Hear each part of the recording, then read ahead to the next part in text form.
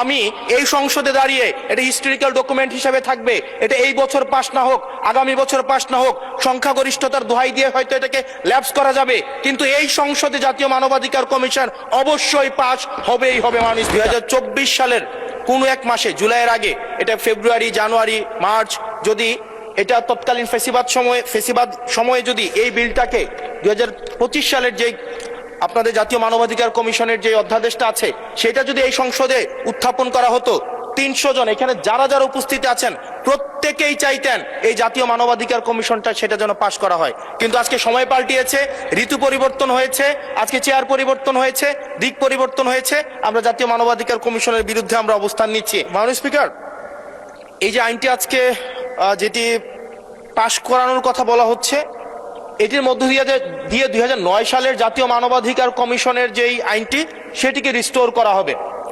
জাতীয় মানবাধিকার কমিশনের যে 2009 সালের যে আইনটি আছে সে আইনের প্রয়োগ দীর্ঘ 17 বছর ধরে হয়েছে, সেটি আমরা দেখেছি। জাতীয় মানবাধিকার কমিশনের নামে বিরোধী দল ও মতকে দমন কমিশন হিসেবে সেটি ব্যবহার করা হয়েছে। বিএনপিকে দমন করার বৈধতা জাতীয় মানবাধিকার কমিশন উৎপাদন করেছে। আমরা জাতীয় মানবাধিকার কমিশনের চেয়ারম্যানকে বলতে শুনেছি, জামাতের নেতাকর্মীদেরকে গুলি করা বৈধ মানবাধিকার টিকিয়ে রাখার স্বার্থে। আমরা জাতীয় মানবাধিকার কমিশন 2009-এ যদি চলে যাই, আমরা মাননীয় স্পিকার 2009-এ যদি চলে যায়, আজকে যদি 2025-এর অধ্যাদেশটিকে ল্যাপস করে দেওয়া হয়, এটি এই সংসদের জন্য আমাদের যে আমরা ফরওয়ার্ডিং একটা মুভে ছিলাম, আজকে এই 2025-এর অধ্যাদেশটি ল্যাপস করার মধ্য দিয়ে জাতি আবার ব্যাকওয়ার্ডের দিকে যাবে এবং জাতি পিছিয়ে পড়ার একটা টেক্সট বুক এক্সাম্পল হিসেবে এই সংসদে এটি থাকবে। 2009 সালের জাতীয় মানবাধিকার কমিশন আদতে কোনো আইন না, এটা হচ্ছে সরকারি আরেকটা দপ্তর বানানো হয়েছে জাতীয় মানবাধিকার কমিশনকে। সেখানে স্পিকারের নেতৃত্বে যে সিলেকশন কমিটি করা হয়েছে, সেখানে স্বরাষ্ট্রমন্ত্রী থাকে, সেখানে আইনমন্ত্রী থাকে, সরকার দলীয় একজন এমপি থাকে এবং সেখানে মন্ত্রণালয়ের একজন সচিব থাকেন। অর্থাৎ একটা 6 সদস্য বিশিষ্ট একটা সিলেকশন বোর্ডের সেখানে 5 জনই হচ্ছে সরকার দলের। এখন একটা সরকার দলের একটা জাতীয় মানবাধিকার কমিশন, এটা হচ্ছে আমাদের আজকে আমাদের এলজিআরডি মন্ত্রী নেই, উনিই বলেছিলেন জাতীয় মানবাধিকার কমিশন হচ্ছে একটা মূলত বিরোধী দল কমিশন হিসেবে ফাংশন করে। এখন বিরোধী দল দমন কমিশন হিসেবে মাননীয় স্পিকার ফাংশন করে।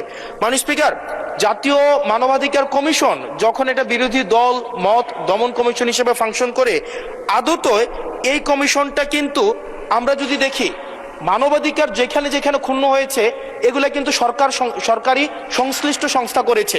সেখানে বিডিআর, র্যাব, তারপর হচ্ছে আপনার বিভিন্ন বাহিনীদের সেখানে কিন্তু সরাসরি সংযুক্ত আমরা দেখেছি, তারা মানবাধিকারকে ক্ষুণ্ণ করেছে।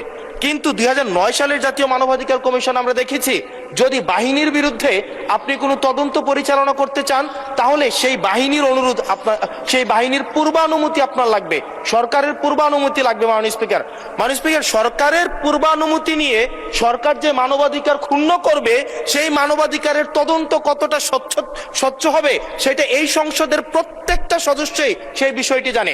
আজকে সরকার দলের একজন মাননীয় সংসদ সদস্যের আজকে এই বিলের যে ল্যাপস করে দেওয়া হবে 2024 সালের কোন এক মাসে, জুলাইয়ের আগে, এটা ফেব্রুয়ারি, জানুয়ারি, মার্চ, যদি এটা তৎকালীন ফেসিবাদ সময়ে যদি এই বিলটাকে 2025 সালের যে আপনাদের জাতীয় মানবাধিকার কমিশনের যে অধ্যাদেশটা আছে সেটা যদি এই সংসদে উত্থাপন করা হতো, 300 জন এখানে যারা যারা উপস্থিত আছেন প্রত্যেকেই চাইতেন এই জাতীয় মানবাধিকার কমিশনটা সেটা যেন পাশ করা হয়। কিন্তু আজকে সময় পাল্টিয়েছে, ঋতু পরিবর্তন হয়েছে, আজকে চেয়ার পরিবর্তন হয়েছে, দিক পরিবর্তন হয়েছে, আমরা জাতীয় মানবাধিকার কমিশনের বিরুদ্ধে আমরা অবস্থান নিচ্ছি এবং আজকে আমাদের এই অবস্থান রং সাইড অফ দা আমাদের রাইট অর রং, আমরা যে মোরালিটির আমরা রং সাইডে অবস্থান নিচ্ছি, এটা টেক্সট বুক এক্সাম্পল হিসেবে ইতিহাসে লিপিবদ্ধ থাকবে। মাননীয় স্পিকার, এই আইনটা এটা শুধুমাত্র যে জাতীয় মানবাধিকার কমিশন শুধুমাত্র এটার সাথে সম্পর্কিত না, বরং এটা আরো 2টা অধ্যাদেশের সাথে সম্পর্কিত। এটা গুম অধ্যাদেশের সাথে সম্পর্কিত এবং আমাদের যে জুলাই গণ অভ্যুত্থান দায় এবং আমাদের দায় মুক্তির যে অধ্যাদেশটা রয়েছে সেটার সাথে সম্পর্কিত। আজকে 2025 সালের জাতীয় মানবাধিকার কমিশন এটাকে ল্যাপস করার মধ্য দিয়ে আদতে বাকি 2টা অধ্যাদেশকে অর্নামেন্টাল করে ফেলা হয়। এটাকে আদতে সরকার এই পরবর্তীতে অধ্যাদেশগুলোকে রাজনৈতিক দমন পীড়নে যে ওয়েপনাইজ করবে না, সেটির কোনো নিশ্চয়তা নেই। মাননীয় স্পিকার, আমাদের সবচেয়ে বড়, আমরা ইতিহাস থেকে কোনো শিক্ষা নেই না। আমি এই সংসদে দাঁড়িয়ে, এটা হিস্টোরিক্যাল ডকুমেন্ট হিসেবে থাকবে, এটা এই বছর পাস না হোক, আগামী বছর পাস না হোক, সংখ্যাগরিষ্ঠতার দোহাই দিয়ে হয়তো এটাকে ল্যাপস করা যাবে, কিন্তু এই সংসদে জাতীয় মানবাধিকার কমিশন অবশ্যই পাস হবে।